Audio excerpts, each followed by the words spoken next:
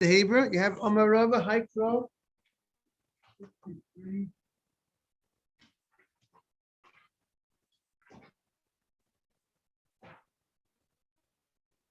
Yeah, Amarava.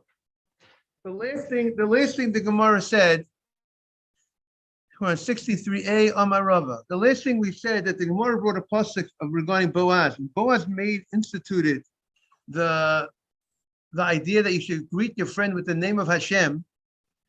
The Gemara wanted to know where 63a. Where did Boaz get that from? Where was his source to go ahead and to allow a person to go ahead and to greet his friend using the name of Hashem? The Gemara wanted to know because there was a concern that maybe people would make light in the name of Hashem, that you just use it so freely when you go ahead and you greet somebody. And the Gemara said he had a pasuk. Eis la'asot laHashem hifeiru torasecha. That sometimes you should do it. There's a time to do for Hashem when you're concerned of certain issues to help the community. Hifeiru torasecha. You could do something even if it looks like you might be breaking the Torah. It looks like you're acting in a way that's not so respectful for Hashem's name because you're using Hashem's name just to greet somebody. But if it's necessary to inculcate in the person, into the community, Hashem's being around, Hashem's supervision, and getting people to talk about Hashem, so be allowed to go ahead and do that. If you feel, if the rabbis, that's what the pasuk is teaching us, Eis la'asot Hashem, when there's a time to go ahead in order to uphold the laws of Hashem. If there's such a time, he favored to He could even do something which really doesn't look perfect, but it's necessary to be done to protect it's exactly the story which the Hebrew said last week about the Geirut of the rabbis of the community. This pasuk should be the source of the rabbis' enactment. The rabbis in the Syrian community, when they said we're not going to accept converts into the community, I bet they had this pasuk as the source. The pasuk says, if it's time to do for Hashem, because you need to do something in order to uphold the Torah. Hey, favorite Torah. You can even break the Torah in a certain sense. You could do something that looks like you're doing something wrong. Thinking about, we only had one last time you said. So there were two things you wanted to say.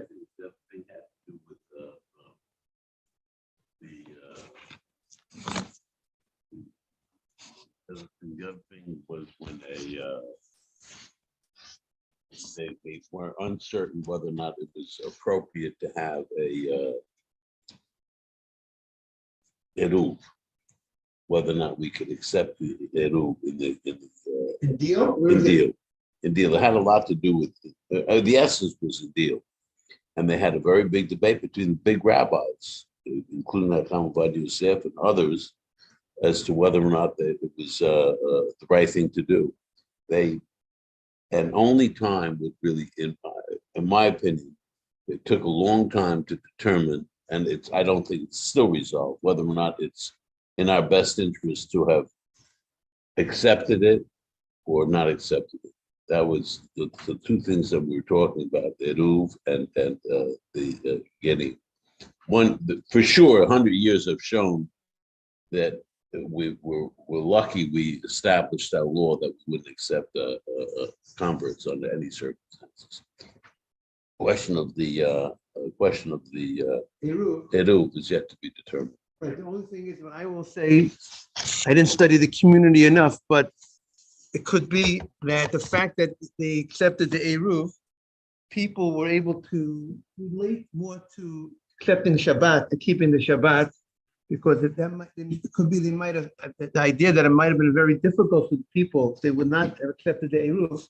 Maybe they might have found it very difficult to keep the Shabbat, and they would say, if I'm not keeping that mitzvah, once you made that the eruv wasn't an issue, now with the focus on everything else, it could be. Therefore, we see that, thank God, the community, they're keeping the Shabbat. They don't think it's something which is more in reach, perhaps. But with time will, like you said, that's the opinion of the other side. And I think we see that the community has become much more religious. If you take the Jewish community and deal from before the Eruv till after the Eruv, I think so that might say lend itself to that.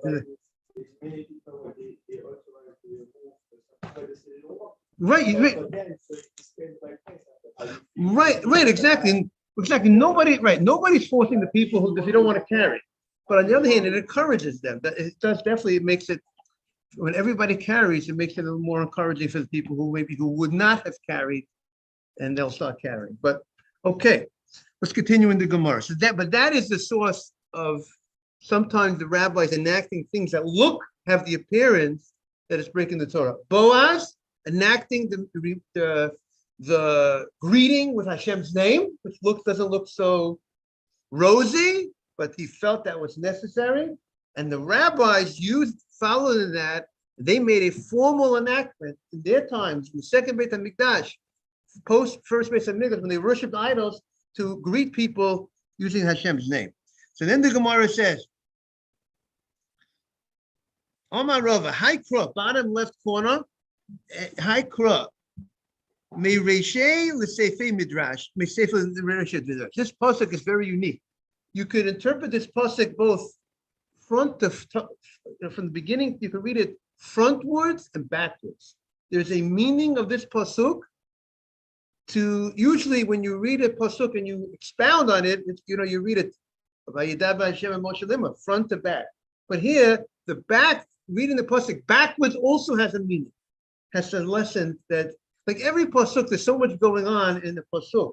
And the Gemara says here in this pasuk, we see that there is an interpretation, a lesson that's being taught, both reading the pasuk frontwards and both reading the pasuk backwards. And that's what the Gemara says. So the Gemara says, how is that?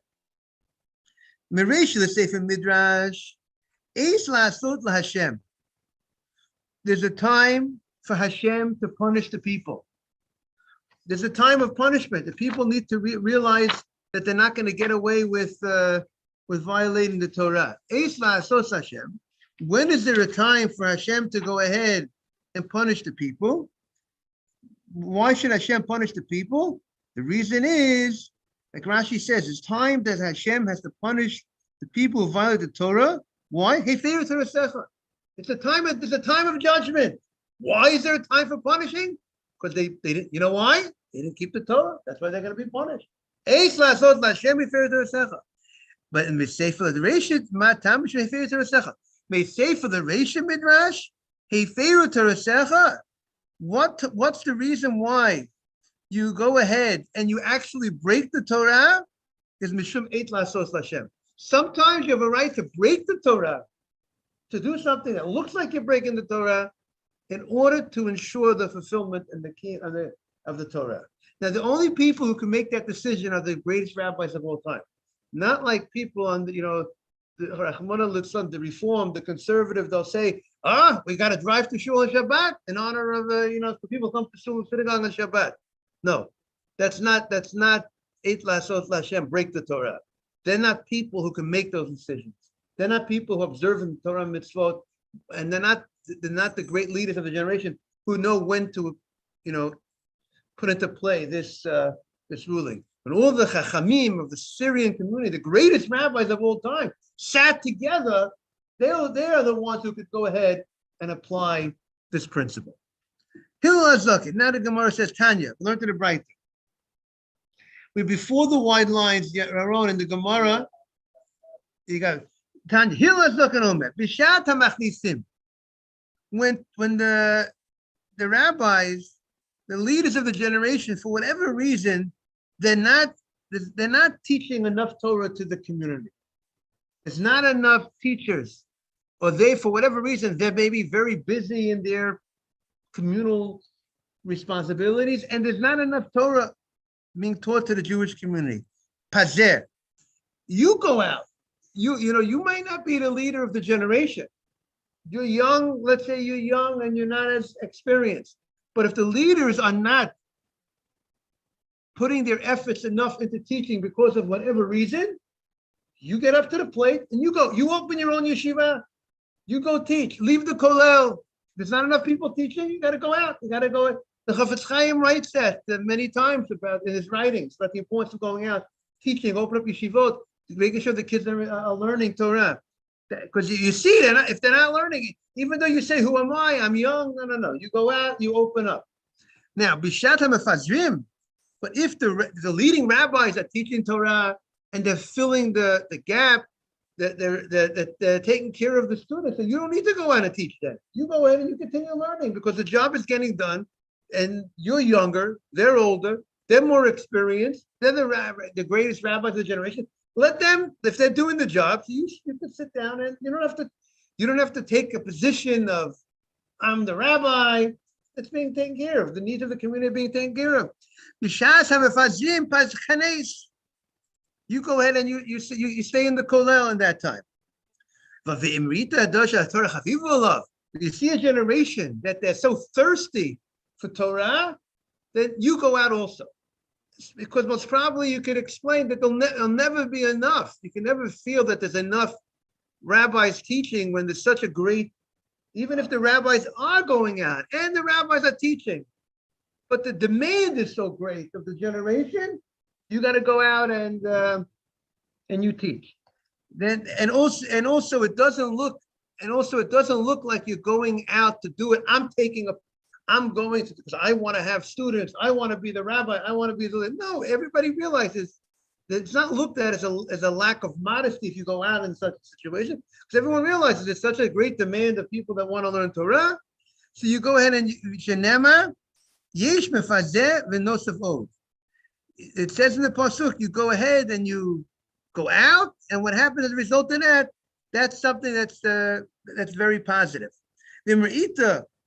And not only you're not going to lose as a result of that, nosef l'od, there'll be great gain for you as on a personal level, as it says, mitalmidai yosem mikulam, you gain the most from your talmidim, so therefore from your students. So therefore, go out in that case. Let's say you see a generation that they're not interested in the Torah, and you feel that you're going to go ahead, whatever you're going to say to them, they're not going to listen. They're gonna. So though that type of generation, and we're talking about, you see that they're going to put the Torah down. They're not ready for Rabbi, it. Yes. I'm so sorry, but I'm trying to catch up, between yesterday class and Friday. I just don't see how is that connected to what we learned between was the toilet and then the stars and. Right, because we went to another subject. We finished all that in the Mishnah, in the Gemara. We didn't finish the stars though. No. The stars we did, yes, because we had missed. There was one thing in the Gemara that we had put aside because we wanted to wait for it because it wasn't as practical. So that's what we did. It was that had to do with the Mishnah had mentioned different brachot that we say on different things, on lightning, on thunder, and then Mishnah said on a shooting star, on a comet.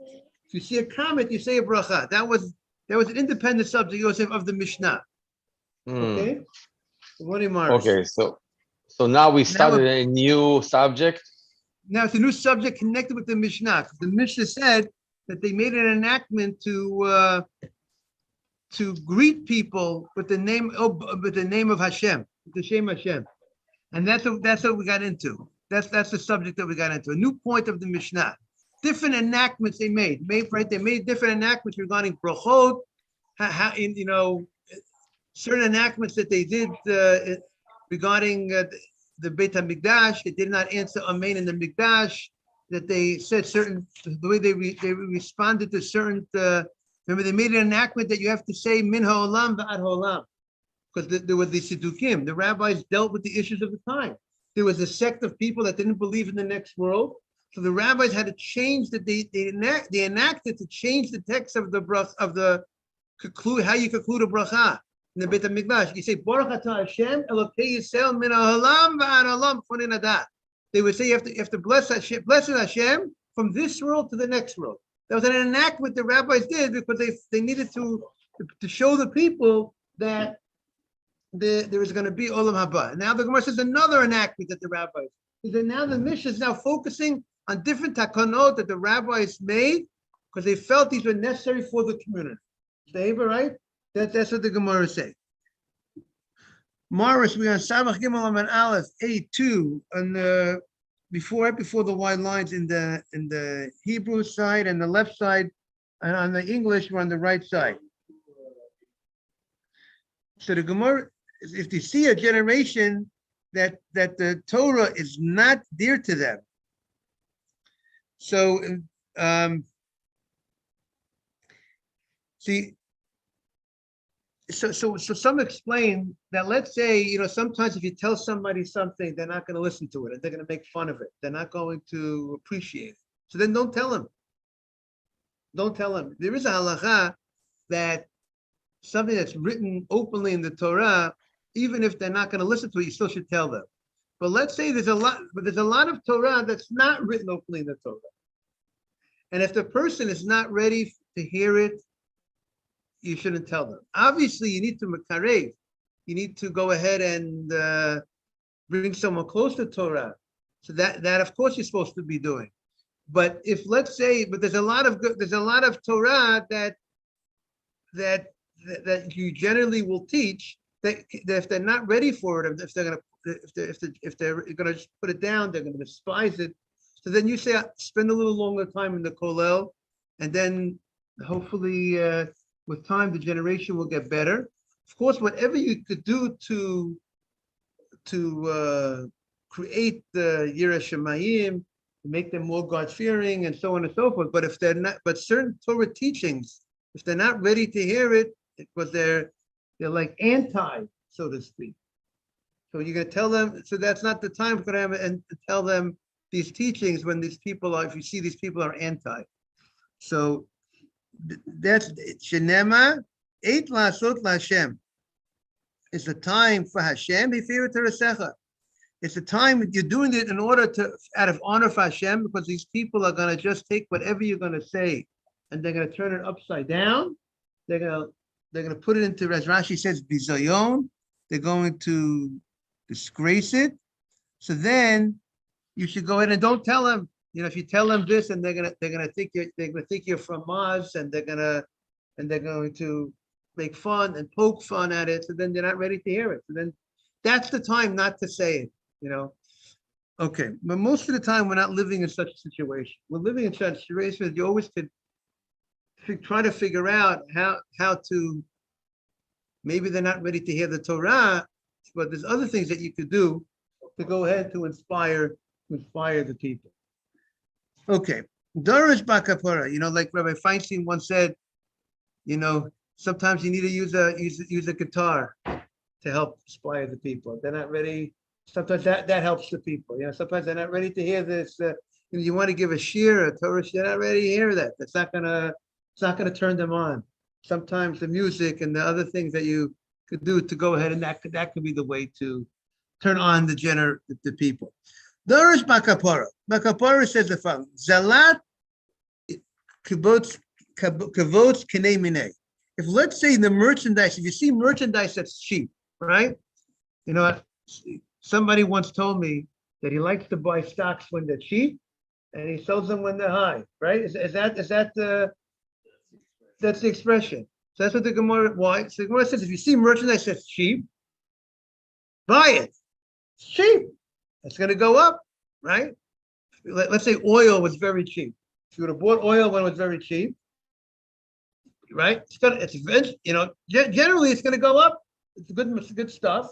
It's real. Merchandise is good. It's a quality of merchandise, but it happens to be cheap. So that's what the Gemara says. If it's cheap, buy it, hold it, and eventually go up. That's what the Gemara says. The same thing is ba'asa the less bega, the asa less gavar. If in a place where there is nobody there to teach Torah, taman havigvar, you should be the person. You should be the person. There's nobody it's cheap.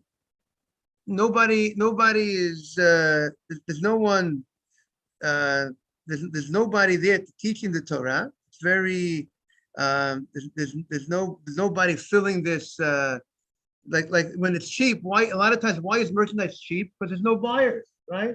There's a lot of buyers. It's not going to be so cheap. There's no big demand. There's no big demand.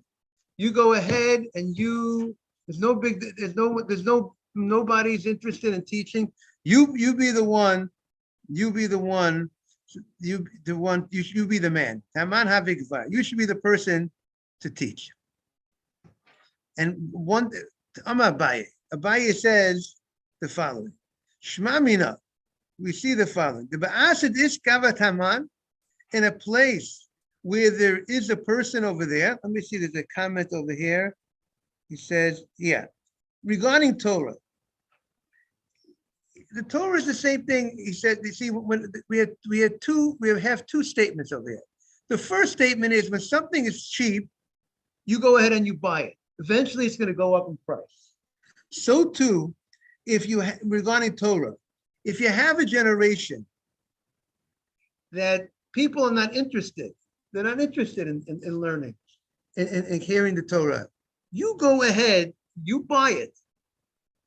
You go ahead and you learn and you grow. Eventually, the generation is going to get better. And then it's going to be one day, it's going to be precious to the people. So that's the idea of the same way you buy it when it's cheap, when there's no demand, you acquire the Torah when there's no demand. Eventually, there's going to be a need for you to teach the Torah. The next lesson is Ba'asad deles kavar, in a place there's nobody to teach Torah, to paskin halacha. There's nobody there to paskin. You come to a town. There's no rabbi. There's no one who can answer a halacha question. You be the man. Taman havigvar. You should be the man. You go ahead and you teach. You answer. Don't say, what do you mean? I'm a new man on the block. I don't live in, I wasn't born and raised in the community. I'm walking into another community, but there's nobody there too. There's no rabbi. There's no one. They didn't hire a rabbi. There's no one who's educated. You be the one to do it. Amar Abaye, shmamina. But if there is already somebody there and you come to the town, you shouldn't give off you shouldn't be the one teaching because there's already someone there. There's a rabbi there already. You shouldn't step on his toes, so to speak. If there's a halachic question, they should come to the rabbi of the town. So the Gemara says, Pshita, it's obvious. What is, of course, we know, if the rabbi in the town, if it's a rabbi in the town that's there, it's obvious that you shouldn't be the one to step in and give without the rabbi's permission. So the Gemara says, when they're both equal, you come to a town, right? The rabbi in the town and you studied in the same yeshiva, Purat Yosef. You both were in the same level of your colleagues. You both in the yeshiva. So they'll ask anybody in yeshiva, these are two great Talmid Chachamim, and let's say they'll say no one is really greater. You can't say this one is greater than the other one. So even though the rabbi in town is not necessarily greater than the other rabbi, let's say Rabbi Tzion Abba Shol and Rabbi Yosef. I don't know anyone's going to say this one's greater than that one. I don't know. Let's say they're both equal. Let's say. So now, if you come into that town, you shouldn't paskin. If you're of equal level to the rabbi who's in that town, leave it to him. You shouldn't, even though he's the rabbi in town is not greater than you. They're just your colleagues, and you're very similar. You leave it to what? To the rabbi in the town. Dorish Bakapara. Bakapara says the following. It's a very important Gemara. Everything's important. Right before the wide lines. Ezehi. I got a good smile out of your own on that. Ezi Pasha Ketana. It's small Pasha. It's like a posuk. They called it a Pasha. Shekol Gufei Torah Tluyimba. The Kol Gufei Torah, the Torah is such, the Torah is dependent on this. B'chol derachecha de'ehu. V'hu yasher chosecha. That everything you do should be for the purpose of Hashem. Whatever you do in life, you eat, you drink, you sleep, the whole Simon Shulchan Aruch, I'm doing it l'shem shemayim. That type of person, that is, if you live your life in that fashion, then that's like 24/7. You're serving Hashem, and Hashem will straighten out, make straight, upright your ways. That means He'll help you. If you go ahead and you try to do the right thing, and everything you do is Hashem will help you be successful. Amar Rava says, Afilu dvar avera. Even the dvar avera, even when you want to do something wrong, even to do a sin, if it's whatever you do, you're doing it for the purpose of what? for serving Hashem. So sometimes you have a right to even sin, or even do something that looks like a sin, like the Gerut, or Eliyahu Bahar Kamel. Eliyahu brought a karban, an offering outside the Beit HaMikdash, which generally is a sin, but it needed to be done to show the people that Hashem Hu Elokim, God is, and therefore he was able to even to do a sin. You're allowed to sometimes do a sin. Again, you have to be Eliyahu Har Kamel. You have to be the great rabbis to know when to apply this point. B'chol derachecha de'eu. Dorish bakapara. Le'olam. Now bakapara said another thing, which is another statement, because when the Gemara likes to group different statements of different rabbis together, and he says, when you should always teach your son a craft. One of the mitzvot as a father has to teach a son a what? A craft, right? You have to train your son. You have to train your son how he should go ahead and be able to earn a living. Correct? You have to teach him Torah. You have to teach him umat. You have to teach him a craft, so he should be challenged by stealing or anything. He has to be able to support himself, support a family. But what type of craft should you teach him? So Bakapara says a craft that's kala, that some explain kala is easy, that it doesn't require so much expenses resources for this trade. Sometimes you want to go ahead and tell the guy you got to be a car salesman. Car salesman, you have to have a lot of money to buy cars, to be a car salesman, right? But then there's something, let's say, being a tailor, fixing up ripped clothing. How much resources do you need to open up a tailor shop, to open up to fix clothing? What's the overhead? A little thread. So he said that teach your son a job that doesn't require a lot of resources to run the business, and also it should be nikiyah. It should be clean from sin, from thievery. Teach your son a type of trade that lends itself to honesty. We know there are certain trades out there, let's say that are more difficult to be honest. There are people that are righteous in certain trades, like Mr. Cohen over here, who's a lawyer. He's righteous in the trade of being a lawyer. But we all know that a lot of lawyers don't have that reputation, because a lot of them are, let's say if you're a defense lawyer, the different parts of law. Defense lawyer's job is generally to make up a story, not to be honest. That's the type of job that a defense attorney generally is, because he wants the guy to win. And he's not only interested in winning for his client if it's based on truth, he's interested in winning even if it's not based on truth. So there's a certain type of field, you should say, certain type of law, we would say, don't go into that area of law. At least this is what this rabbi he's telling you, that when you teach your son, try to teach the son a craft that lends itself to be an honest craft. Like I would say, teach them a craft that's more on the books type of craft. Sometimes, there's different types of crafts also, because then you're challenging your son, teach him a craft or something. I mean, this is just maybe perhaps an example of it. So the Gemara says, what's the example? Amar Rav Chizda, machta de talmita, to go ahead and to make beautiful stitches, to fix up ripped clothing. That's an example of a craft that doesn't require too much investment to do that craft. And also it's a more clean craft that doesn't lend itself to so much to thievery. It's like sometimes certain types of things, people doctor up certain things. They'll make something that's not something else, to present something. They present certain things, a certain product. They'll present it as new when it's really old, or there's certain things in the industry that people, like the used car dealers have a challenge that they should not move they're not allowed to move the dialer, how many miles, right? It's a challenge. They have to meet the challenge. But that's the type of industry that I would say it's better to avoid. Of course, there are honest people in the industry. I have relatives that are honest in the industry.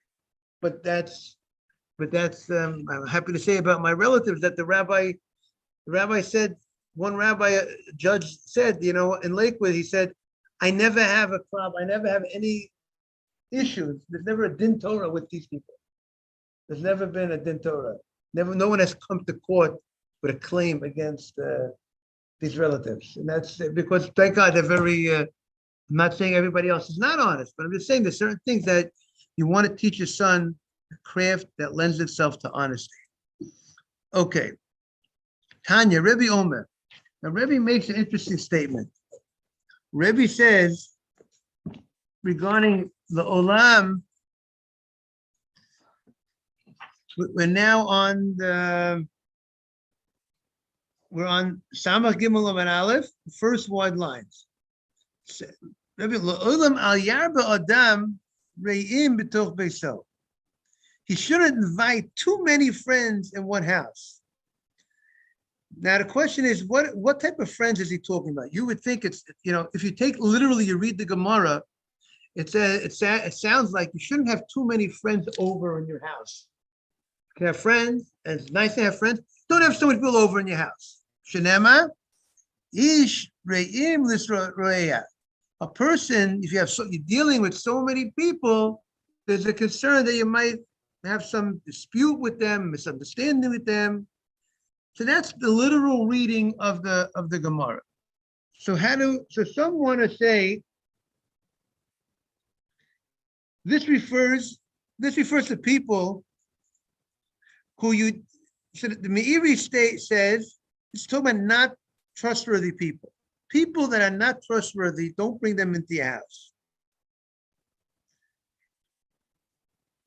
Some say, so maybe those type of people, you got to be careful. The point is, you got to be careful when you bring so many people in your house and you don't know that these are trustworthy people. You should go ahead and be careful. You got to be very careful to choose who your friends are, right? So if you're going to bring people into your house, that means you're going to have a lot of dealings with them. Be careful. Be careful to pick and choose, because you don't want, if those people, if they're not trustworthy, then eventually you'll have trouble. So you have to be aware. And then the Gemara Tanya, Rebbe Omer, Al Yemana Adam Apitrobas Esoch Beiso. Don't appoint somebody to come into your house to manage your house. That means, what does the Gemara mean? If you have a man around your house and you have your wife in your house, and you're going to appoint somebody to go ahead and to be in the house with you when your wife's in the house, there's a concern that maybe there's going to be a problem, because there's a man in the house and there's your wife in the house, you're at work, and he's running the house. He's the manager of the house. He's coming into the house, and he's coming and he's going and he's spending a lot of time, and he's a man and your wife's a woman. So you have to be very careful about it. Hear that, Mr. Haber? The Gemara is concerned if people have in a house a man manager running the house, and don't put him into the house. If Potiphar did not appoint Yosef was the man who was placed in the house of Potiphar, and the wife tried to seduce Yosef to have relations with him. So if she would not have appointed him, the whole incident of the wife going after Yosef, trying to get Yosef to sin, was only done because he was there in the house. So the lesson is, you have to set your house up you have to make sure to ensure that bad things shouldn't happen. You're going to say, what's the big deal? He's a good person. I'm thinking he's going to run the house. He's going to come to my house. He's going to take care of the house. He's going to be around the house all the time. It says, don't appoint b'toch beito. He shouldn't be in your house. Meaning, you need a manager, let him be outside your house. Don't put him in your house. Keep the man out of your house. The wife's in your house. Make sure you make it safe environment. Okay? So we learned a big lesson about choosing your friends who comes into your house, right, Yaron? Make sure they're very trustworthy people. You really shouldn't have trouble from them. And watch who you bring into your house. You have to protect your wife. Have a great day, everybody. Yes, thank you. Yosef Tzaddik. To be continued tomorrow, Bez Hashem. Thank you, Rabbi. Thank you. Thank you.